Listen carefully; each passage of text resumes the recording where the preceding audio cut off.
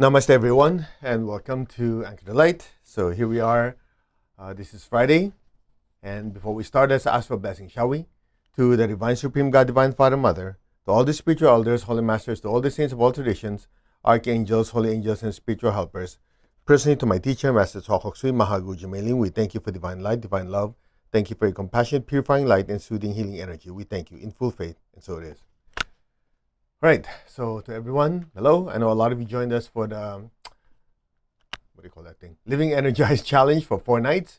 And, we had very, very amazing results. I think we did 3 healings. One was frozen shoulder. She was lifting her arm.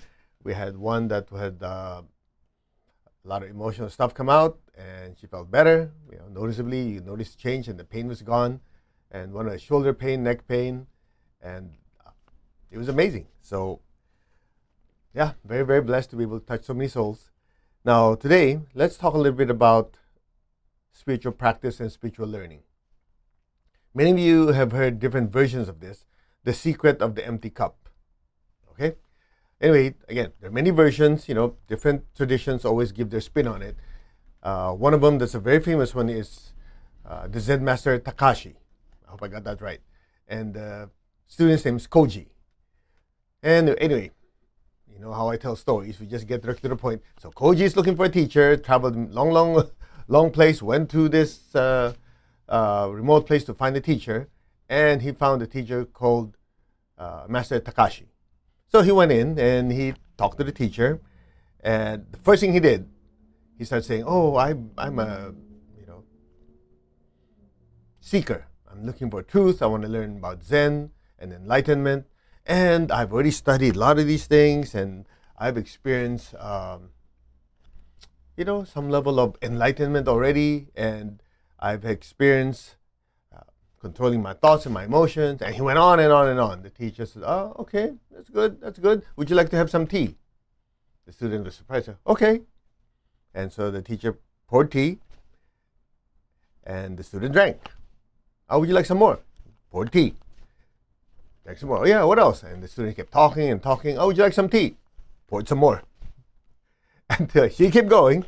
And at some point, the student couldn't keep up. And then before you know it, Koji noticed that the tea was overflowing and got his pants wet and it's on the floor.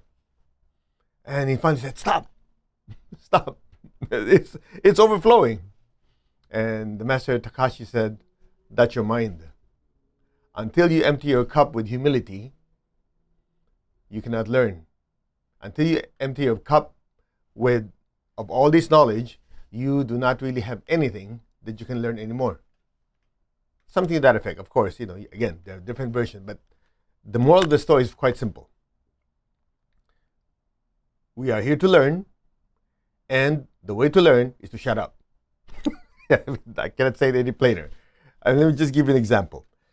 Many, many years ago, when my teacher was here in the United States, when he was still in the body, just drove me nuts. I would do my best to invite as many of the students to come over to be in the teacher's presence.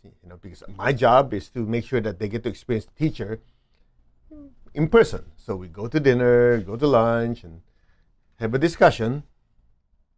And you always find the ones that just wouldn't shut up. I just can't say it anymore. He sit there, "Master, just went on and on and on." I'm going, I just kept my mouth shut, and Master, being so as kind as he is, will just be quiet. "Oh, yes, very interesting, very interesting." Now and then, he'll give me a look. And then he'll keep going, "Yes, yes, yes." I knew it. First of all, personally, I know, might be selfish. I'm there to learn. I'm not there to tell the teacher how much I know. And these guys would just yak and go, "Master, I did this, I did that, I learned this, I learned that." I'm going, shut up. The teacher does not need to hear that.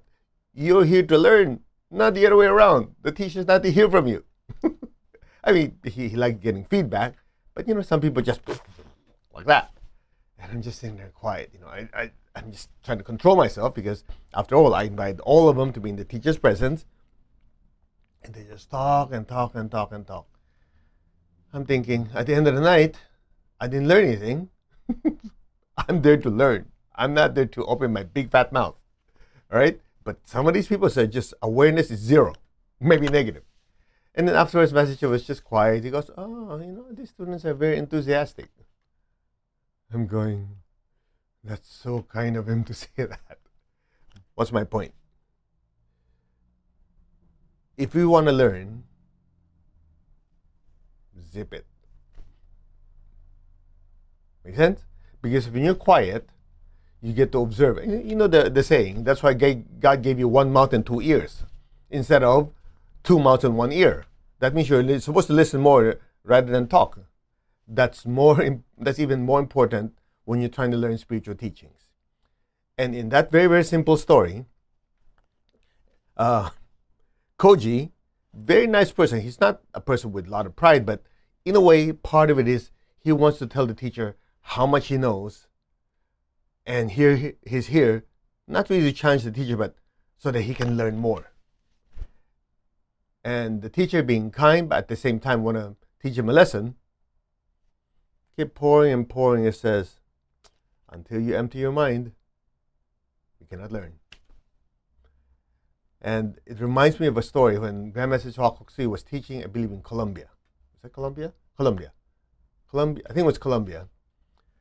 And he was teaching a feng shui class. Okay? As you know, now that he's left the body, my colleagues and I are teaching it. So, he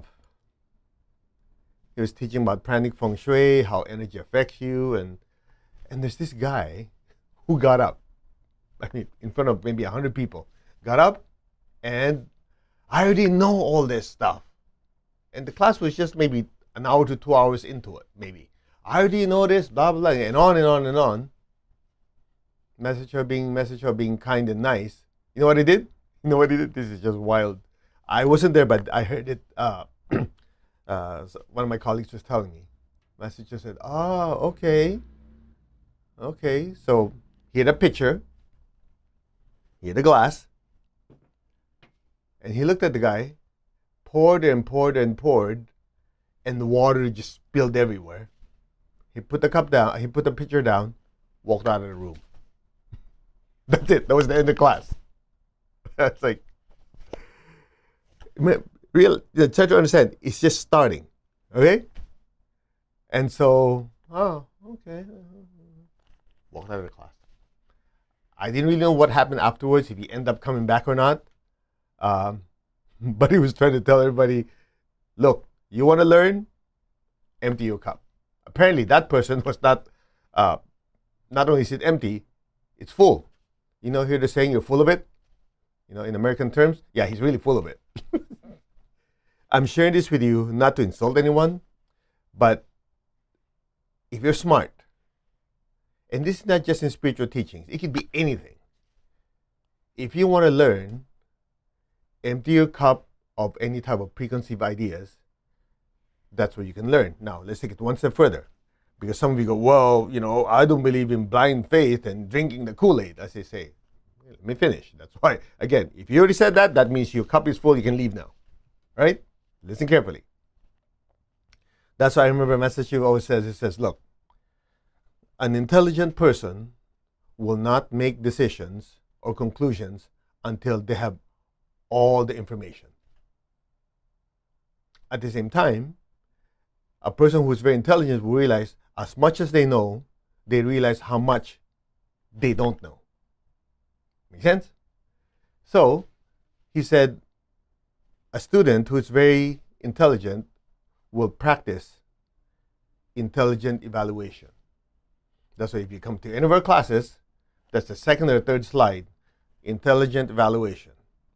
You're not obligated to believe everything you're expected to analyze, experiment, and make your own conclusion. Here's the problem. When students already come in, the first thing, you know, when they see me in class, I've done Reiki, I'm a Reiki master, Theta master, this master, like 20 different masters. I'm thinking, I've been taught by the teacher, shut it, and just be kind. I say, okay, namaste, have a seat.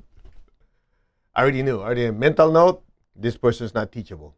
And sure enough, class continues, And before you know it, he raises his hand. Oh, but this and that. And just to disrupt the class, well, not to, just to show how much the guy knows. And then when during the practice, he doesn't produce any results. Quite interesting. And sure enough, after a while, you don't see him again. Because they came in not to learn, but to tell everybody how much they know. Not teachable. Make sense? Then you see people, and I love this part, you see a few people who just came in, they have no clue. They've never done healing before. This is just the weirdest thing in the world, but they're there because they really want to learn how to be a better healer, because let's say their mom is sick or somebody they care about is not feeling well.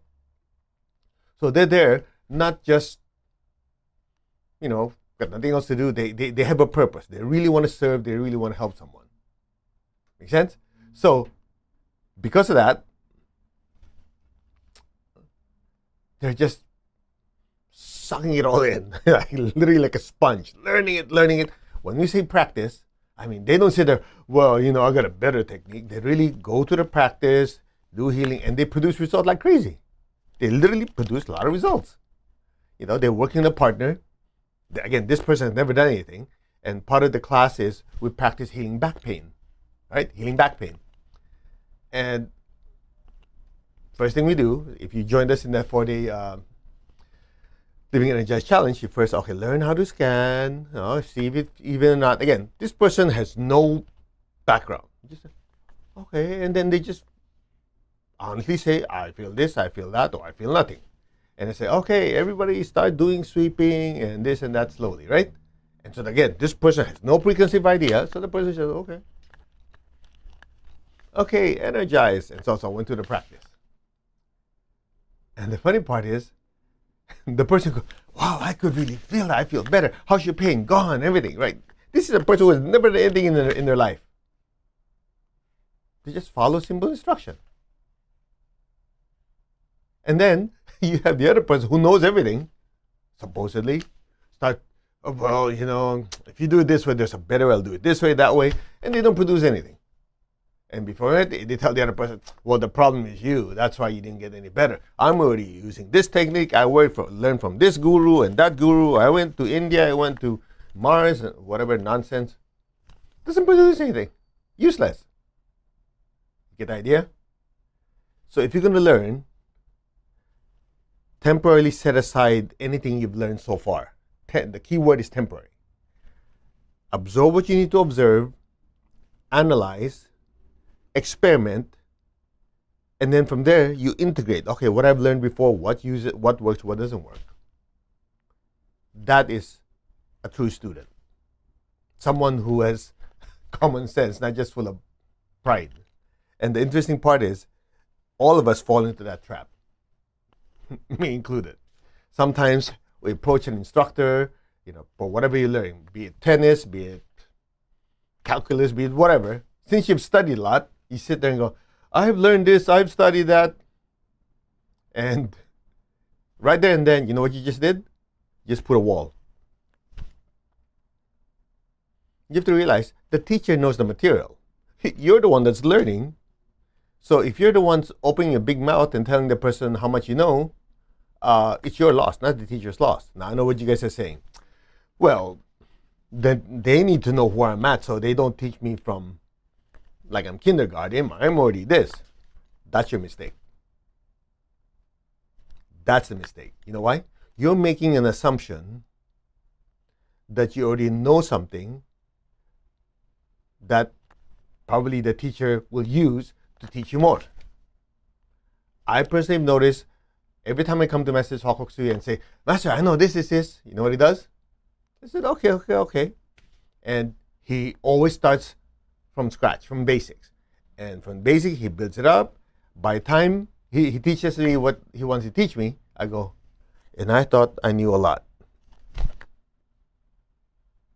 It's simple as that. How much you learn is dependent how long you keep your mouth shut. As simple as that.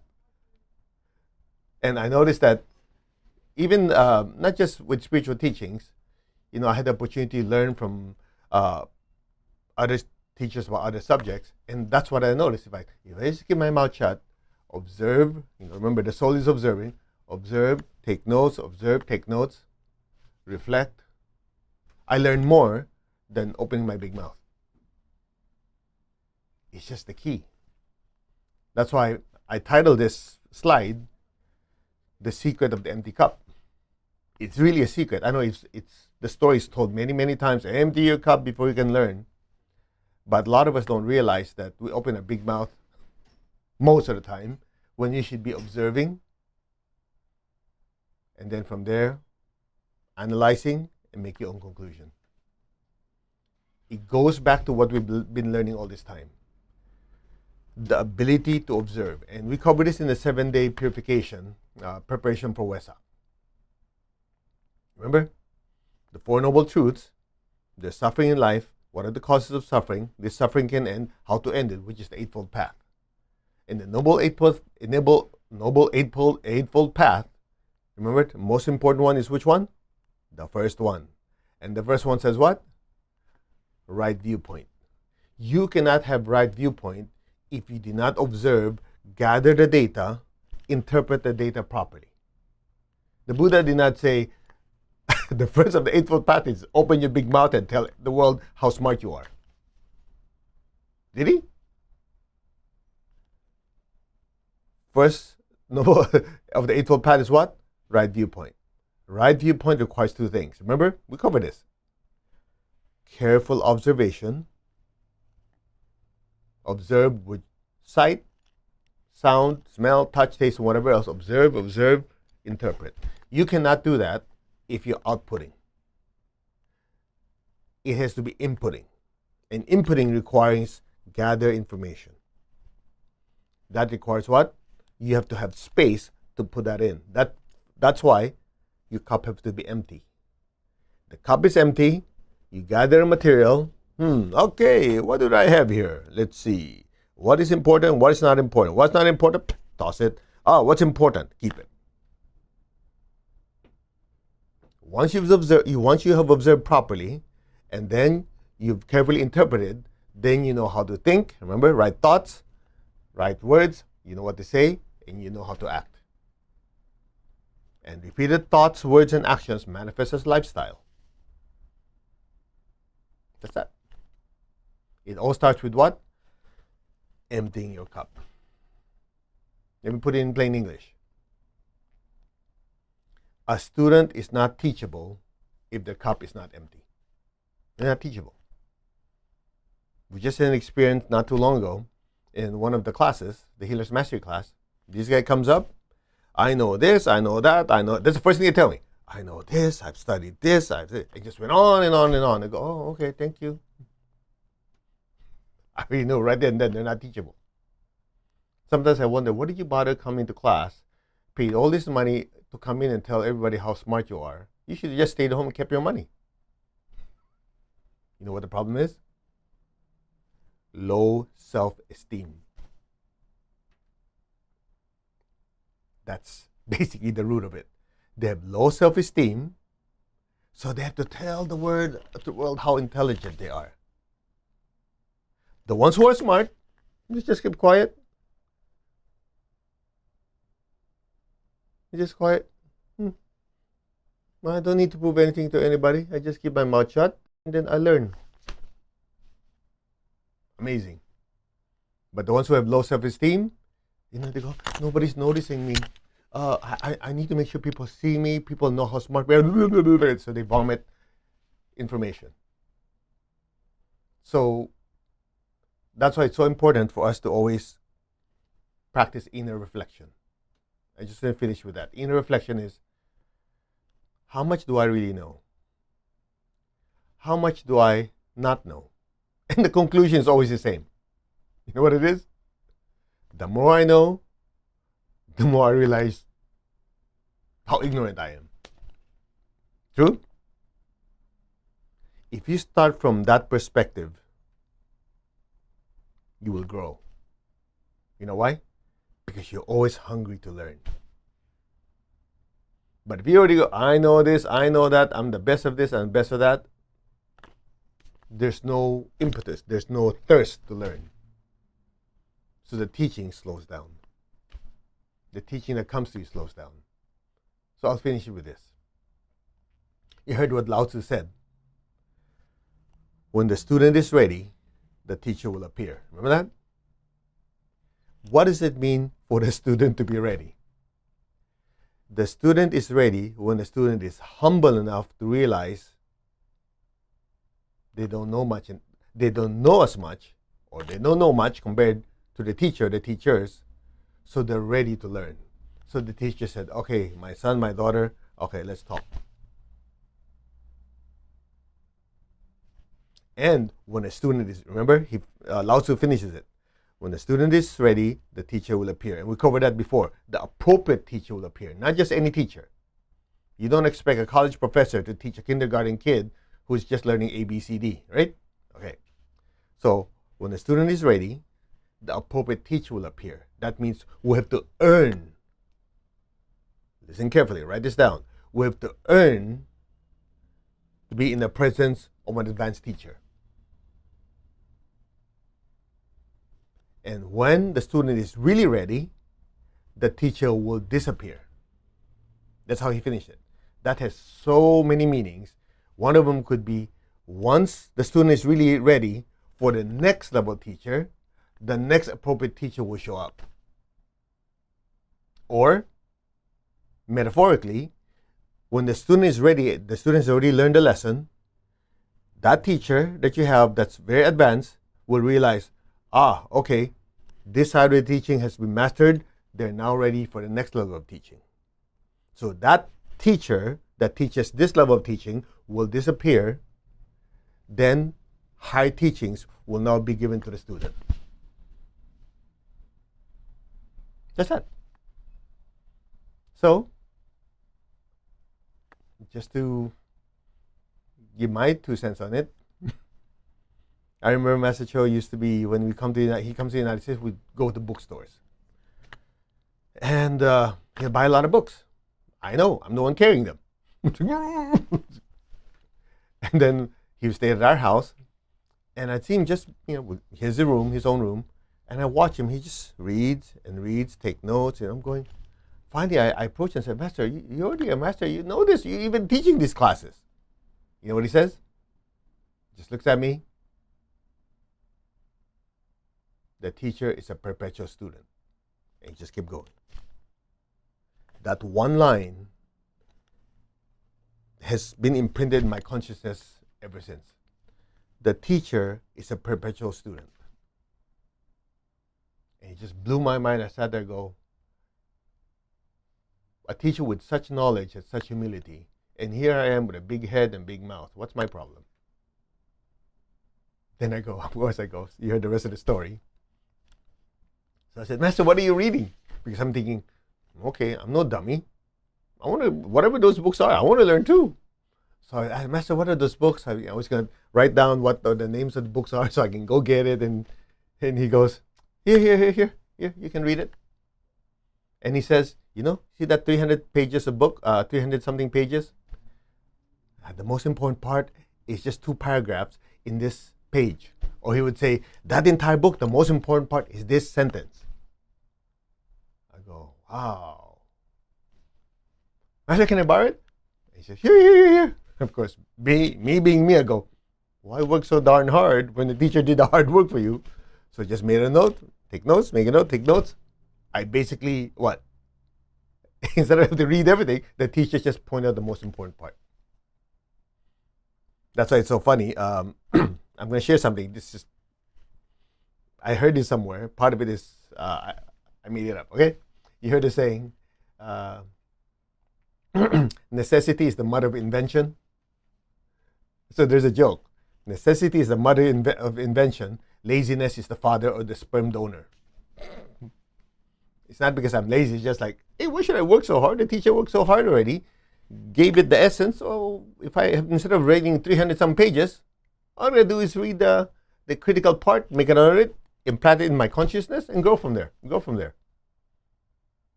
That's the difference of having teacher and no teacher. But you see, if you have a teacher, that's only half of the story. The other half is what do you bring to the table. If you bring to the table, I know everything, I've gone to 20,000 different gurus, you're the only guru I have not learned from, so teach me. Forget about it. But if you come to the table and says, teacher, I empty my cup, I've studied a lot, but compared to you, I know nothing, then the teacher will teach you, and then from there, you grow. That is the story, the secret of the empty cup. Just meditate. To the Divine Supreme God, Divine Father, the Divine Mother, to all the spiritual elders, holy masters, to all the saints of all traditions, archangels, holy angels, and spiritual helpers, to my beloved and respected teacher, Grandmaster Twakok Sui Mahaguju Meiling, we humbly ask for divine light, divine love. Thank you for your compassionate, purifying light and soothing, healing energy. We thank you for all the immense blessings. In full faith, so it is. All right, put your hand like this. Okay. I am that. I'm not body. I'm not the body. I'm not the emotion or the thoughts. I am the soul. I am a spiritual being of divine intelligence, divine love, and divine power. I am that, the soul, the spiritual self. I am connected in one to my higher soul. I am connected in one to the divine spark within me. I am a child of God. I am one with God. I am one with all. There's only oneness. You know, when it says we are children of God, that means we're still learning and growing. Just be still. We are one. Open your hands in blessing. We'll do the meditation twin hearts as taught to us by my teacher, Grandmaster Twakok Sui. So be aware of your heart in your hands. Feel the earth, an image of the ball, the earth in front of you. Fill it with beautiful pink light. Lord, make me an instrument of your peace. Wherever there's hatred anywhere in the world, let me sow unconditional love. Where there's injury, let me sow pardon and forgiveness. Where there's doubt, let me sow faith. Where there's despair, let me sow hope. Just think of all the people we know going through challenging and difficult times in their life. Some of them have health issues, relationship issues. Many have financial problems. May all of them be blessed with hope and with faith in a better life. So be it. Visualize these people and their lives getting better and better and better. May they be blessed with a new hope and faith in a better life. So be it. Where there's darkness, let me sow light, and where there's sadness, let me sow joy. Just be aware of your heart in your hands. Fill the earth with peace, with love, with a spirit of forgiveness, with hope and with faith, with light and lots of joy. So be it. So be it. Now be aware of your heart. Take a deep breath. Be aware of your crown. Exhale. And just be aware of your crown gently. Your crown is filled with so much golden light. And just allow the golden light from your crown to flow down through your hands and fill the entire earth. From the heart of God, through my soul, through my entire being, may every person, every being on earth be blessed with love and with kindness. Let all be blessed with great joy and happiness, with understanding, harmony, and divine peace. May all be blessed without exception. So be it. May all be blessed without exception. So be it. So be it. Now gently be aware about your heart and your crown. Take a deep breath. Exhale and imagine golden light even brighter than before flowing through our hands and filling our homes, the places we work, the city we live in, the state, the country, and the entire world. Fill the entire earth with beautiful golden light. From the heart of God, through my spirit, through my soul, through my entire being, may every person, every being on earth, in the higher worlds, middle worlds, even the lower worlds, may all beings in every dimension and every direction be blessed with God's unconditional love and kindness. Let all be soothed of their pain, sorrow, and suffering. So be it. May all be blessed with inner peace, inner healing. May all be blessed with understanding, harmony, goodwill, and the willingness to do good. So be it. May all be blessed. Think of the countries who are going through war, political turmoil, calamities, and famine, and people are suffering. May these countries be blessed. May Iran be blessed. May Ukraine be blessed. May Venezuela, Colombia, and all these South American countries be blessed. May the Middle East be blessed. May Central America be blessed. May Africa be blessed. May many parts of Asia be divinely blessed. Europe, Australia, North Central America be divinely blessed. May let the entire be divinely blessed. So be it. From the center of the heart of God, may every person, every being be blessed. So be it. So be it. And so it is. May all be blessed without exception. And so it is. Now lower your hands on your lap. Keep your eyes closed. Keep your tongue on the roof of your mouth. Now just imagine a beautiful golden flame floating above your head. Just look at that golden flame. Be aware of the love within your heart. Send a stream of love from your heart up to the crown and into that golden light. Be still. You're not the body, you are that light. You're not any of your emotions, you are that light. You're not any of your thoughts, you are that being of light. You are the soul, the spiritual self, a being of pure energy and spiritual light. Be still and listen.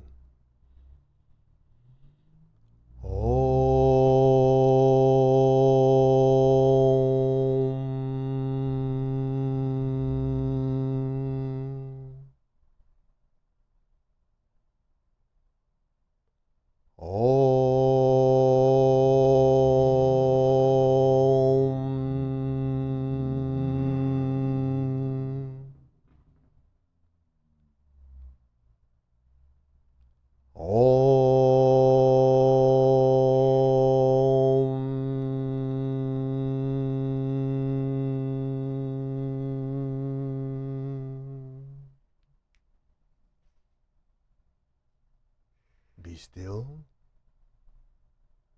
Be aware of the inner stillness, the inner peace, and just simply let go. And just let whatever happens, happens. Let go now. Any sound, any noise you hear will just help you drift deeper and deeper into that light, into that inner stillness and nothingness. Now.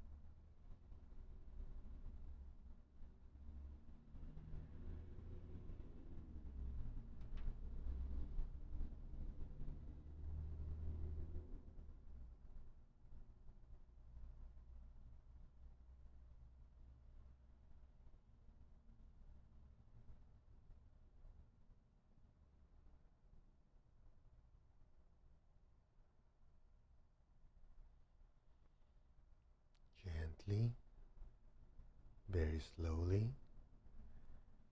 very gently and slowly come back. Gently move your fingers, move your toes. See, your fingers and your toes are the furthest away from your crown. So as you move them, it allows the soul to come back to the body.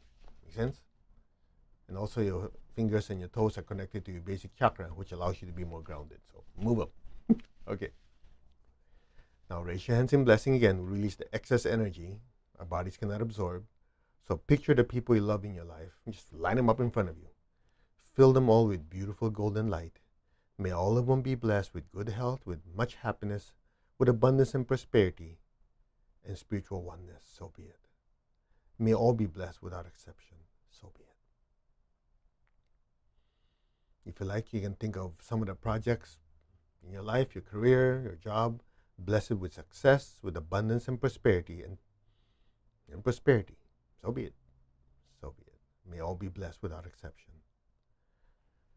Now be aware of your feet and the base of your spine. Project golden light down into the earth.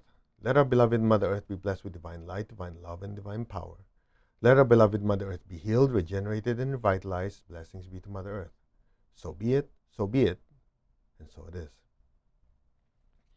Okay, let's give thanks to the Divine Supreme God, Divine Father, Mother. We thank you to all the spiritual elders, holy masters, to all the saints of all traditions, archangels, holy angels, and spiritual helpers. Personally, to my teacher, Master Chokok Sui Mahaguji Mailing, we thank you for divine light, love, and guidance, help, and divine protection. We thank you in full faith, and so it is. All right, so I hope you enjoyed the meditation. And you might have noticed, if you're sensitive, that there was maybe a little deeper stillness. So that's that. All right, thank you very much for joining. We will see you for Anchor the Light next time.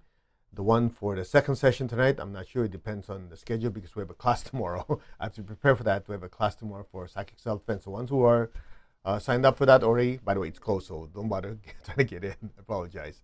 Anyway, the ones who are going to be joining us tomorrow, make sure you have a bucket of salt water and make sure you have your crystals with you because we're going to use that as part of the entire practice of energy protection, right? So the second session tonight, if it happens, it happens. If it doesn't, then we'll see you Monday morning. And if I'm not mistaken, this weekend is Mother's Day. So to all of you mothers out there, namaste. Thank you for being you. And, without mothers, we're not around. So mothers bring us to the world. They give us unconditional love. So we're very grateful to all the mothers of the world. Namaste. Advance Happy Mother's Day, just in case we don't see you tonight. But we do, we do. Okay, God bless. Take care. And remember, if you want to learn, empty your cup. Okay, good night. No, it's not that time. It's daytime. Okay, bye-bye.